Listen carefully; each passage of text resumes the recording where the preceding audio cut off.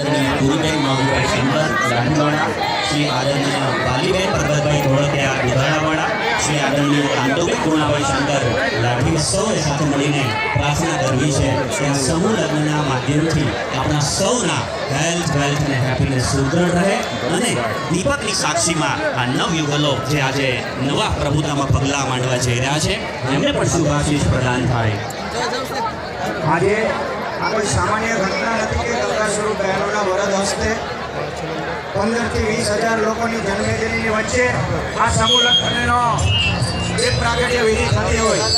આજની આ દેવ પ્રાગટ્ય